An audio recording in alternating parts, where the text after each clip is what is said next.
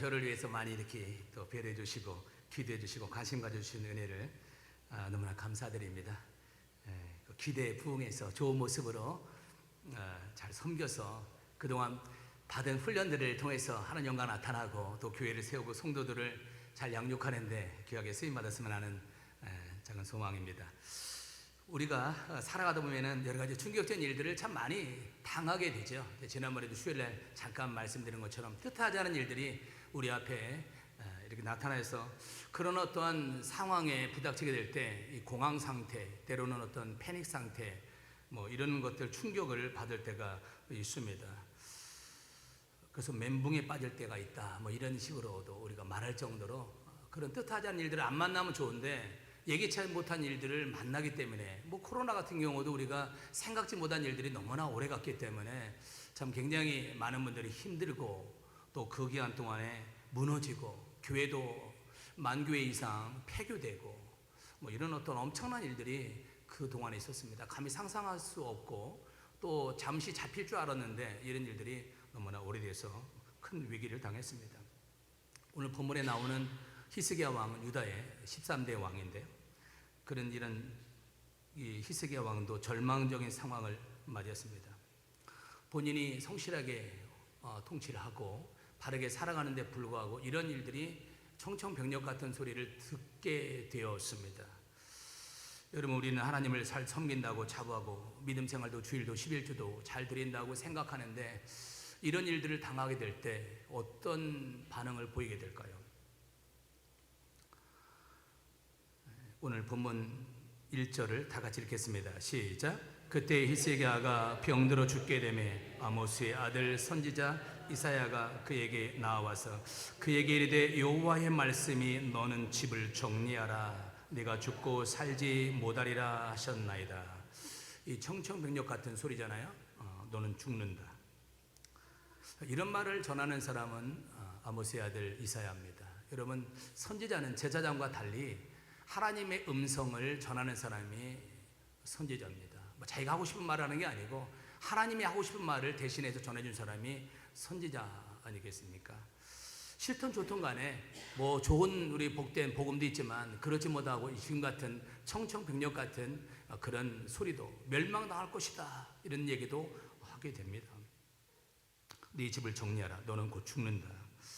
이런 말을 하는 것도 힘들고 이런 말을 듣는 사람도 힘들고 특별히 한 나라의 왕한테 이런 말을 전한다는 것이 어떤 면에 왕이 화가 나가지고 그 이사야 선지자를 죽일 수도 있습니다. 목숨 걸고 이런 말을 해야 되는 상황입니다. 여러분, 이사도 마찬가지예요. 환자들에게 곧 나을 겁니다. 제가 이제 원당 그 있는 약국 2층에 신을 가면은 꼭 그분은 원장님 잘 해보겠습니다. 그런 얘기 꼭 해요. 위로를 하고 좋은 말을 하고 합니다. 제가 잘하면 했죠. 뭐 약을 줘보겠습니다. 이렇게 얘기를 해서 참 안심이 되는 말들을 많이 합니다. 그런데 의사가 볼 때는 곧 이 사람은 죽게 될 그런 위기, 말기 암 환자가 왔을 때 자기의 힘으로는 이미 할 수 없는 상황이었을 때 이런 말을 가족들에게 할 때 의사가 얼마나 마음이 무겁겠습니까? 한 달을 못 넘길 것이다. 가족들을 불러서 이 상황을 처참한 이 상황을 말씀을 드릴 때 그 마음이 얼마나 아프겠습니까? 그래서 역사적으로 볼 때 이 선지자들은 참으로 힘듭니다. 에레미야가 이런 말들을 백성들에게 말할 때 막 때로는 모욕을 당하고 또 여러 가지 많이 구타를 당하고 또 많은 핍박을 당합니다. 그래도 에레미야는 말할 수밖에 없었어요.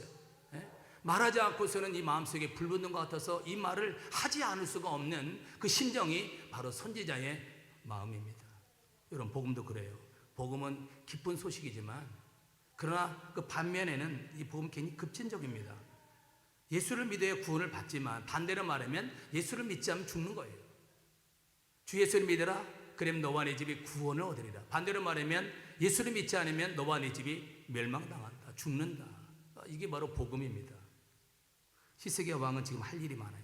지금 눈앞에 아수르가 지금 아주 벼르고 있고 쳐들어오려고 준비하고 있고 히스기야에게는 후계자도 아들도 없는 그런 상황입니다. 이런 위기적으로 개인적으로 국가적으로 있는 상황에서 이런 처참한 말을 들을 때 심정이 어떻겠습니까? 이때 히스기야의 반응이 나옵니다. 2절 다 같이요. 히스기야가 낯을 벽으로 향하고 여호와께 기도하여 이르되. 이 말을 듣고 히스기야의 반응이 첫째, 벽을 향했다. 여호와께 기도했다. 이 절망적인 상황, 선지자의 말은 단호했습니다. 네가 죽는다. 이미 결론은 났어요. 죽는다고 결론 난 이 말을 듣고 히스기야는 벽을 향했다는 겁니다. 사망 선고를 받았습니다. 여러분, 이런 말을 들을 때 사람들의 반응이 여러 가지 있겠지만 대체적으로 때로는 분노가입니다. 왜 하필이면 나에게, 우리 가정에, 우리 자녀에게 왜 하필이면 이런 일들이 일어날 것인가? 왜? 따지고 묻고 항의하고 분노하고 그런 경우가 있습니다. 앞으로 가로막고 있는 이 현실, 앞으로 나갈 수 없는 이 현실, 죽음이라는 벽이 가로막고 있습니다. 대부분의 사람들이 절망적인 상황이 오면 분노하고 벽을 걷어차고 그 다음에 몸부림칩니다. 여러분, 우리가 살아가다 보면 이 벽에 부닥칠 때가 있어요. 벽, 한계 상황이죠. 더 이상 나갈 수 없는 그런 벽에 부딪힐 때가 있다는 겁니다. 히스기야가 지금 이 벽에 부닥쳤어요. 아수르의 공격 앞에 이스라엘 지켜야 하는 책임도 있습니다. 아무리 보아도 자기가 죽을 때가 아닌데 이런 말을 들을 때 얼마나 마음이 처참합니까? 그러나 이 히스기야는 이 절망적인 상황에서 살 길을 찾았는데 어떻게 했습니까? 하나님을 찾았다. 하나님을 향했다. 여기 벽을 바라본다는 것은 오직 한 곳만 바라보는 것이에요. 어떤 곳도 바라볼 수 없고 기댈 곳도 없습니다. 그는 벽 앞에 섰습니다. 딱 벽 앞에 서서 벽만 바라보는 거예요. 정말 우리 인생에 어려움이 닥치게 되면 갈 곳도 의지할 곳도 기댈 곳이 없습니다. 히스기야는 벽 앞에서 하나님을 향했습니다. 이 벽은 하나님과의 독대입니다. 철저하게 하나님과 일대로 마주치는 곳입니다. 보통 때는 벽에 쓰지 않아요. 왜? 벽 아니어도 내가 이 길로 갈 수 있고 저 길로 갈 수 있고 천갈래 만갈래 여러 가지 길이 있기 때문에 벽 앞에 보통 사람들은 평소에 쓰지 않습니다. 그러나 결정적인 순간에는 길이 없어요. 길이 없어요. 벽 앞에 히스기야가 한 기도 내용을 우리 보겠습니다. 본문 3절이요. 다 같이. 여호와여 구하오니 내가 진실과 전심으로 주 앞에 행하며 주께서 보시기에 선하게 행한 것을 기억하옵소서 하고 히스기야가 심히 통곡하더라. 심히 통곡했다. 이 감상적인 눈물이 아닙니다. 그의 마음을 완전히 쏟아낸 겁니다. 기도에 있어서 눈물은 매우 중요한 의미가 있어요. 눈물이 인간의 마음에 잘 표현되어 있습니다. 절실한 마음에 이 눈물에 섞인 이 기도, 여러분 기도도 다 같은 기도가 아닙니다. 어떤 기도는 밋밋한 기도가 있어요. 건조한 기도가 있습니다. 영혼이 없는 기도, 거짓되고 형식적인 기도, 냉담한 기도, 그런 기도는 우리에게 울림을 줄 수 없어요. 하나님 마음을 움직일 수 없습니다. 그런데 눈물 섞인 이 기도는 다릅니다. 우리 시편 139편 12절 다 같이요. 여호와여 나의 기도를 들으시며 나의 부르짖음에 귀를 기울이소서. 내가 눈물을 흘릴 때에 잠잠하지 마옵소서. 나는 주와 함께 있는 나그네이며 나의 모든 조상들처럼 떠도나이다. 내가 눈물을 흘릴 때에 잠잠하지 마옵소서. 하나님은 그 눈물의 기도에 반응하십니다. 귀를 기울이십니다. 눈물은 기도자의 마음을 잘 드러냅니다. 우리 시편 56편 8절 다 같이요. 나의 유리함을 주께서 계수하셨사오니 나의 눈물을 주의 병에 담으소서. 이것이 주의 책에 기록되지 아니하였나이까. 여러분, 얼마나 많은 양의 눈의 눈물을 흘려야 이 주의 병에 담을 수 있습니까? 하나님께서는 당신의 백성들의 눈물을 담을 수 있는 병이 있다는 시적인 표현입니다. 우리 애가 눈물 흘릴 때 그 눈물을 땅에 쏟아지지 않고 담는 그런 주의 눈물 병이 있다는 것입니다. 하나님은 눈물의 무게를 알고 계세요. 눈물의 그 의미를 알고 있습니다. 하나님은 당신의 백성들이 눈물이 땅에 떨어지는 것을 원치 않기 때문에 그 눈물을 받아두는 눈물병이 있다는 겁니다. 여러분, 우리가 아무리 울어도 그 눈물을 받아둘 대상이 없으면 그 눈물은 버려집니다. 그런데 우리 하나님은 그 눈물을 귀중히 보십니다. 예레미야가 2장 18절 다 같이요. 그들의 마음이 주를 향하여 부르짖기를 딸 시온의 성벽아 너는 밤낮으로 눈물을 강처럼 흘릴지어다. 스스로 쉬지 말고 네 눈동자를 쉬게 하지 말지어다. 눈물을 밤낮으로 강처럼 흘리라 그랬습니다. 하나님을 향한 그 기도자의 통렬한 마음을 볼 수 있습니다. 여러분, 이렇게 히스기야가 하나님 앞에 통곡하며 기도했을 때 어떻게 되었습니까? 우리 본문 5절 다 같이요. 너는 돌아가서 내 백성의 주권자 히스기야에게 이르기를 왕의 조상 다윗의 하나님 여호와의 말씀이 내가 네 기도를 들었고 네 눈물을 보았노라. 내가 너를 낫게 하리니 내가 3일 만에 여호와의 성전에 올라가겠고. 여기서 중요한 것은 두 가지입니다. 내가 네 기도를 들었고 네 눈물을 보았다. 들었다 보았다. 뭐를 들었습니까? 네 기도를 들었다. 뭘 보았습니까? 네 눈물을 보았다. 같이 합치면 네 눈물의 기도를 들었다 이 말입니다. 하나님은 눈물의 기도를 들으신다. 하나님은 눈물의 기도에 응답하신다. 그냥 기도가 아니에요. 눈물의 기도입니다. 통렬한 기도입니다. 그 눈물을 주의 병에 담으소서. 히스기야의 눈물의 기도가 하나님에게 상달이 되었다는 것입니다. 하나님께서는 우리의 마음을 보세요. 눈물 속에 감춰져 있는 그 속마음을 보십니다. 기도하는 사람의 속마음, 그냥 울었기 때문에 응답하는 그런 것이 아니에요. 어떤 사람은 잘 우는 사람이 있어요. 툭하면 울고, 어떤 드라마 보면 쉽게 울고, 그런 감성적인 사람이 있어요. 그런 의미가 아닙니다. 그가 가진 간절한 마음, 진실된 그 마음, 그 통렬한 마음을 하나님이 보신다는 것입니다. 우리가 기도하는 가운데 우리는 언제 눈물을 흘려보았습니까? 어쩌면 눈물이 없는 기도는 기도가 아닐 수 있어요. 제가 신학교 다닐 때 은사 송은태 목사님이 그런 말씀을 하십니다. 눈물이 없는 목사, 영감이 없는 목사가 목사냐? 그 소리가 굉장히 그 말투를 제가 흉내를 잘 못 내겠습니다만, 눈물이 없는 목사, 그게 목사냐? 영감이 없는 목사, 그게 목사냐? 하면서 우리 신학생들에게 아주 따끔하게 말씀을 자주 하셨습니다. 얼마나 강한 어조로 말씀을 하셨는지 잊지를 못합니다. 우리는 눈에 눈물이 있는가? 그것이 간절함이에요. 그 간절함이, 그 애통함이 그 기도 안에 들어있습니다. 나라와 민족을 위해서 간절히 기도할 때 눈물이 나올 수밖에 없어요. 그 자녀를 위해서 간절히 기도할 때 눈물이 나올 수밖에 없습니다. 눈물이 말랐다는 것은 영적으로 건조하다는 거예요. 여러분, 언제 은혜의 때입니까? 눈물이 있을 때예요.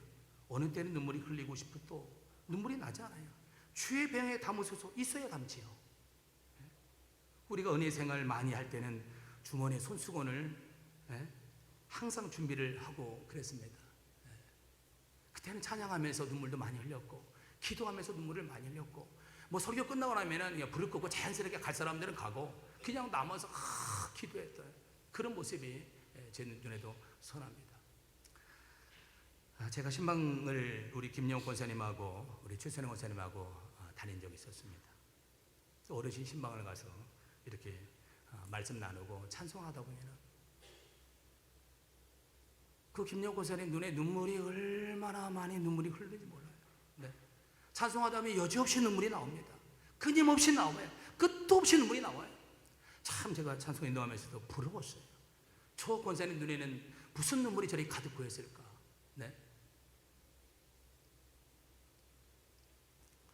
어느 순간부터 우리 가슴에 눈물이 말랐습니다. 영적인 안구 건조증이에요. 눈물이 바싹 말랐습니다. 가슴이 사막이 되어버렸습니다. 심령이 사막이 되어버렸어요. 눈물이 없으니까 영적인 한판연세는 온 것 같아요. 세상 사람들은 땀으로 살아가라고 말하고 있습니다. 땀으로 승부를 겁니다. 땀도 눈물같이 수분이 있습니다. 그런데 땀은 자신의 노력을 강조하고 있습니다. 치열하게 살아가는 사람들, 그 목표, 메달을 그걸 따기 위해서 얼마나 피땀을 흘려가면서 몸무게를 줄이고, 그 배드민턴에서 메달을 따기 위해서 1000만 번, 10,000만 번, 그 점프를 해가지고 김연아 같은 경우도 한 번에 성공을 해서 1000번을 점프한다고 그러잖아요. 얼마나 그런 어떤 치열한 그런 피땀을 흘려가면서 세상 사람들은 노력을 합니까? 세상이 저절로 되는 것이 아니기 때문에 피와 땀을 흘려야 합니다.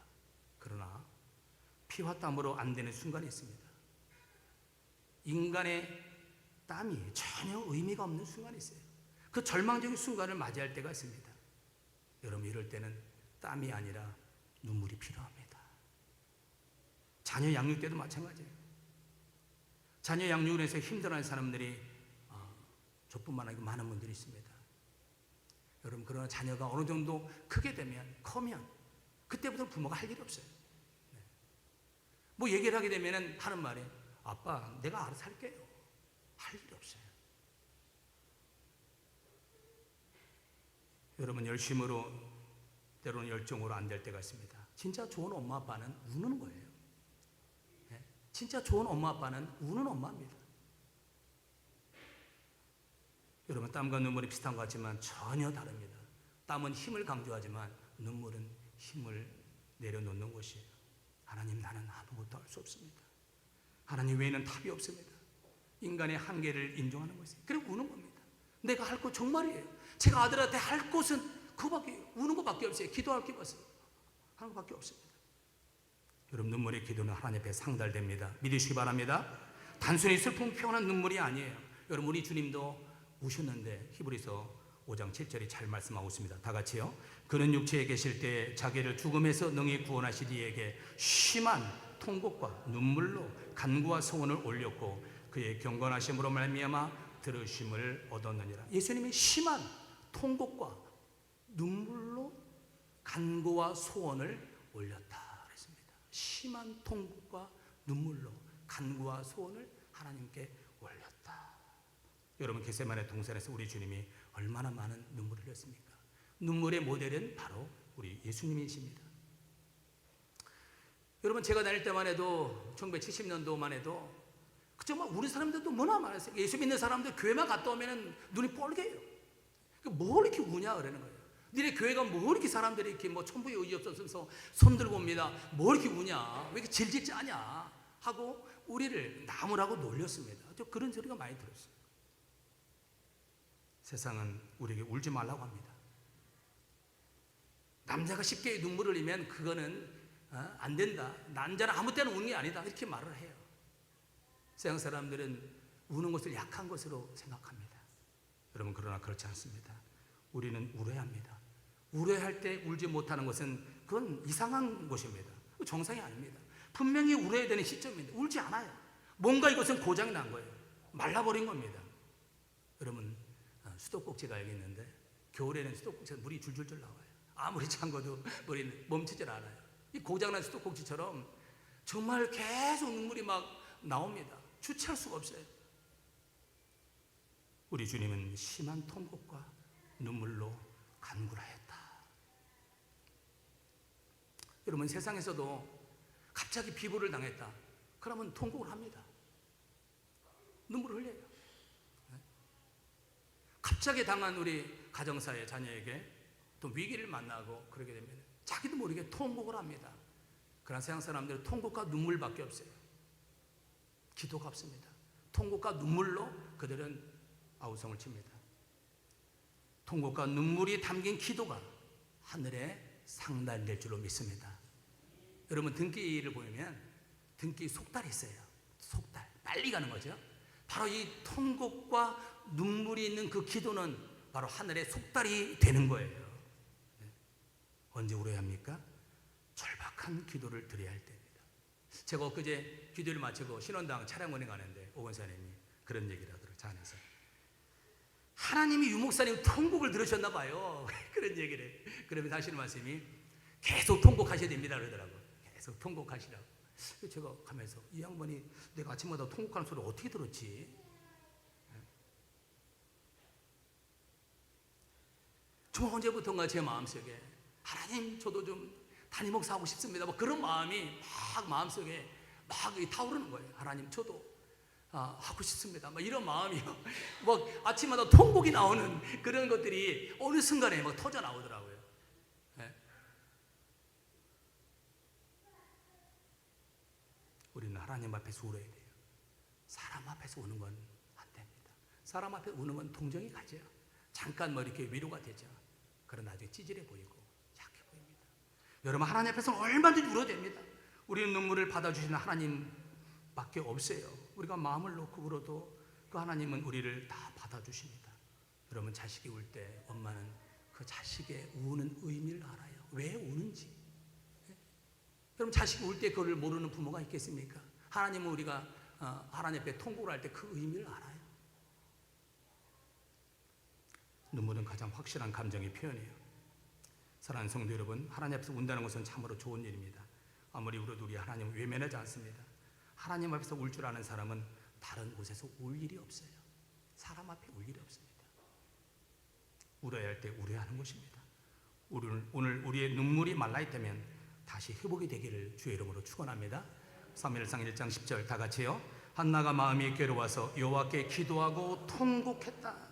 여러분, 자식이 없는 한나가 분인나의 서러움 때문에, 자식이 없는 것 때문에 얼마나 그러한 서러움을 당했습니까?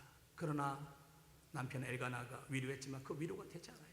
그래서 날마다 성전에 와서 통곡을 하면서 울었습니다. 그래서 그는 하나님 앞에서 기도하며 통곡을 했습니다. 기도만 한 것이 아니고 기도하고 통곡했어요. 통곡만 한 것이 아니고 통곡하고 기도했습니다. 눈물의 기도는 하늘에 상달됩니다. 그래서 눈물의 기도가 이스라엘의 영적인 거장인 사무엘을 탄생하게 했습니다. 여러분, 통곡과 눈물의 기도는 위선적일 수가 없습니다. 바리새인들은 중원부원하면서 손을 높이 들고 그런 여러 가지 건방을 떨고 그렇게 말하지만 그런 것은 상달될 수가 없습니다. 그러나 통곡과 눈물 속에는 인간의 가장 원초적인 마음이 담겨 있습니다. 예레미야는 눈물의 선지자입니다. 그는 백성들의 악행을 보고서 눈물로 간구했습니다. 눈물이 마르지 않고 쏟아져 내렸다고 말씀하고 있습니다. 예레미야 9장 18절 다 같이요. 그들로 빨리 와서 우리를 위하여 애곡하여 우리의 눈에서 눈물이 떨어지게 하며 우리의 눈꺼풀에서 물이 쏟아지게 하라. 여러분, 예레미야는 진짜 선지자였습니다. 이스라엘의 그 상태를 보고서 눈물을 흘리지 않을 수 없었습니다. 진정한 하나님의 종들은 눈물이 있습니다. 진정으로 기도하는 사람에게는 눈물이 있습니다. 대충 건성으로 여러분 기도하지 않습니다. 그 기계적인 형식적인 그런 기도에게는 눈물이 나올 수가 없습니다. 여러분, 찬송가 549장 제가 좋아하는 찬송가 2절에 보면은 주님도 때로는 울기도 하셨네. 날 주관하셔서 뜻대로 하소서. 주님도 때로는 울기도 하셨네. 날 주관하셔서 뜻대로 하소서. 할렐루야.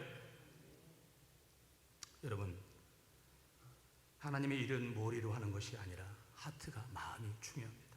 우리의 눈물은 가슴에서 나오기 때문에 긍휼히 여기는 그 마음이 있을 때 눈물이 나옵니다. 여러분, 바울도 눈물이 많았습니다. 에베소 장로들과 헤어지면서 그는 이런 말씀을 했습니다. 내가 3년 동안 눈물로 교회를 섬겼다 했습니다. 3년 동안 눈물로 목회했다. 머리로, 냉랭한 머리로 냉철하게 그는 목회하지 않았습니다. 뜨거운 가슴으로 눈물로 기도하며 교회와 성도를 섬기며 양육을 했습니다. 진실된 마음으로 눈물로 울면서 그는 목양을 했습니다. 여기 우리 선배 목사님들이 계시지만 목회는 땀으로 하는 것이 아니고 눈물로, 가슴으로, 무릎으로 해야 된다는 것을 많이 듣습니다. 여러분, 누가복음 23장 28절 다 같이요. 예수께서 돌이켜 그들을 향하여 이르시되 예루살렘의 딸들아, 나를 위해서 울지 말고 너희와 너희 자녀를 위해서 울라. 여러분, 우리 자신의 영적 상태를 바라보면서 내 강팍한 마음을 보면서 누구를 탓하기 전에, 자식을 혼내기 전에 내 자신을 향해서 내 강팍한 마음을 보면서 울어야 됩니다. 그리고 우리 자녀들을 향해서 울어야 됩니다. 세상에서 가장 강력한 힘은 눈물로 기도하는 어머님의 기도입니다. 우리가 잘 아는 어거스틴의 어머님 모니카, 만유교에 빠져있는 그 어거스틴, 완전히 불량자였고 술에 취해서 만유교에 빠져가지고 이렇게 허랑방탕한 이 어거스틴에 위해서 모니카는 한번 앉으면 늘 그 자리에 눈물이 있었습니다. 그런 눈물의 기도가 시대를 뛰어넘는 그런 어거스틴을 탄생시켰습니다. 눈물의 기도밖에 없어요. 하나님도 예수님도 기도 외에는 다른 유가, 이런 종류의 유가 없다고 우리 주님이 단언을, 결론을 냈습니다. 기도 외에는 없다. 기스케의 눈물의 기도가 여러분 본문에서 어떻게 되었습니까? 우리 본문 6절 다 같이요. 내가 네 날에 15년을 더할 것이며 내가 너와 이 성을 아수르 왕의 손에서 구원하고 내가 나를 위하고 또 내 종 다윗을 위함으로 이 성을 보호하리라 하셨다라. 여러분, 생명은 하나님의 손에 달려 있습니다. 분명히 죽는다고 결론 냈어요. 때로는 하나님이 변덕을 부리는 것처럼 보이지만 그러나 죽고 사는 모든 것들이 하나님의 손에 있다는 것을 지금 보여주고 있습니다. 희석의 눈물의 기도가 하늘에 상달되었고 때로는 하나님의 뜻을 돌이키시고 결론 난 것까지 바꿀 수 있는 그런 힘이 되었습니다. 사랑하는 성도 여러분, 우리의 삶에 위기가 올 때가 있습니다. 절망적인 상황이 올 때가 있습니다. 누구에게나 뜻하지 않은 것들이 옵니다. 우리는 희석의 눈물의 기도를 배울 필요가 있습니다. 우리가 울며 기도할 때가 있습니다. 울어야 할 때 우는 게 축복입니다. 울어야 하는데, 지금 분명히 이분은 울어야 하는데 울지 못하는 것은 정상이 아니에요. 제가 우리 어느 권사님한테도, 권사님 나오세요, 우세요. 우리 자녀 결혼을 앞두고 우리 권사님 여러 가지 생애를 앞두고 우셔야 됩니다. 제가 여러 번 간곡히 부탁을 했습니다. 우리가 울어야 할 때, 울며 기도할 때 하나님은 언젠가 그 울음을 멈추게 해주십니다. 할렐루야. 하나님, 우리가 울기만 하도록 내버려 두시지는 않습니다. 울음을 그치는 날을 주십니다. 하나님은 당신의 자녀들이 계속 울도록 내버려 두시지 않습니다. 하나님은 눈물에 반응하신 분입니다. 사랑하는 성도 여러분, 우리가 시편을 보면 탄식하며 울부짖는 다윗과 많은 분들이 애통하는 탄원시가 있어요. 그 위급한 상황에서 그 공경으로부터 나를 살려달라고 부르짖는 기도가 있습니다. 우리가 지상에서 살아가면 이 탄식할 일들이 얼마나 많습니까? 세상 사람들은 탄식만으로 끝납니다. 통곡으로 끝납니다. 눈물로 끝나요. 그러나 우리는 그 통곡과 눈물이 있는 그 기도를 하나님 앞에 올려야 됩니다. 마침내 그 눈물을 하나님 기쁨으로 바꾸어 주시는 줄로 믿습니다. 시편 126편 5, 6절 말씀 다 같이요. 눈물을 흘리며 씨를 뿌리는 자는 기쁨으로 거두리로다. 울며 씨를 뿌리러 나가는 자는 반드시 기쁨으로 그 곡식단을 가지고 돌아오리로다. 할렐루야.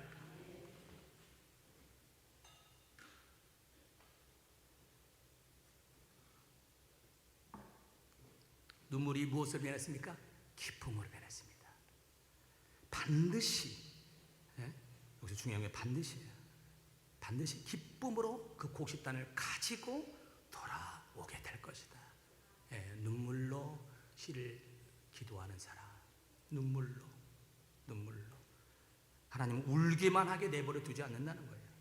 눈물이 변해서 기쁨이 된다는 겁니다. 여러분, 우리가 하나님 앞에서 나만이 흘리는 눈물이 있습니까? 그 눈물의 기도를 하나님은 외면하지 않습니다. 절망의 벽 앞에서 눈물로 기도해 보세요. 이것이 최고입니다. 최고의 축복이에요. 여러분, 땀으로만 승부를 걸려고 하지 마세요. 내 열정으로 그렇게 승부를 걸려고 어떤 꿈을 이루려고 하지 마세요. 눈물로 승부를 거시기 바랍니다. 하나님 앞에 눈물로 나가시기 바랍니다. 우리의 노력으로 얻을 수 있는 것은 한계가 있어요. 여러분, 한계 벽에 부닥친다니까요. 우리 인생의 거대한 벽 앞에 두려워하지 마시고, 눈물은 뚫을 수 없는 벽이 없어요. 눈물이 뚫지 못할 벽이 없다는 거예요. 하나님은 우리의 눈물에 기도에 움직이십니다. 우리의 진실된 기도를 외면하지 않습니다. 우리가 정말 마음을 다해 우리의 마음을 쏟아부을 때 그 기도에 반응하시는 분입니다. 이제 우리의 기도를 드리되, 이제 여러분 그냥 기도할 것이 아니고, 여러분 이제 우리 4월이 됐습니다. 우리 주님의 순환을 맞이합니다. 주님의 종료를 맞이합니다. 주님이 예루살렘 성에 입성하면서 그 당하신 모욕과 주님의 그 가신 길들을 우리는 생각하면서 한 주간 묵상하고 우리 주님의 성찬을 받아야 될 것입니다. 내 자신을 보면서 강박한 내 마음, 말씀을 들을 때도 그 말씀을 향해서 반응하지 못하는 내 마음, 이렇게 변질돼 버리고 타락한 내 마음을 보면서 통곡하고, 내가 어찌해 이렇게 됐을까? 가슴을 치며 통회하며 자복하면서 기도하는 저와 여러분 되기를 바라겠습니다. 눈물이 터져 나오는 자는 시온의 대로가 열릴 줄 믿습니다. 나는 너의 기도를 들었고 너의 눈물을 보았노라. 하나님을 신뢰하며 눈물 골짜기를 지나갈 때 많은 샘이 터지는 역사가 여러분의 삶 속에 일어나기를 주님의 이름으로 축원합니다. 우리 찬송하겠습니다. 279장 우리 인내하신 구세주여 내 말 들으사, 우리 찬송하고 축도로 마치겠습니다.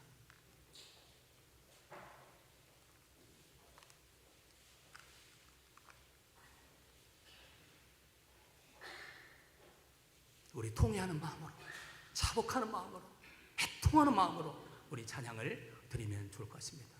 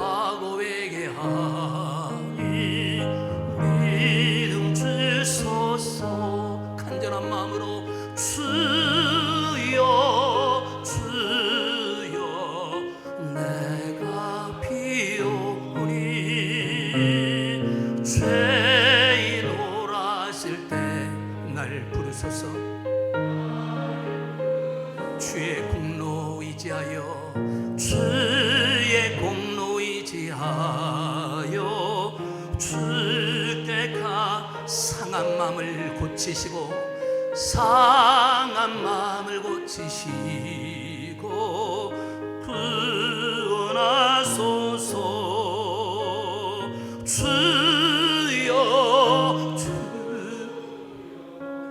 내가 비오니 죄인 몰아실 때 날 부를 수 만복 그는 예수시여 만복 그는 예수시여 위로하소서. 우리 주와 같으시니 어디 있을까. 주여 주여 내가 비오니 죄. 우리 오늘 받은 말씀을 생각하면서 우리 한번 다 같이 나에게 눈물을 달라고 우리 주여 한번 부르겠습니다.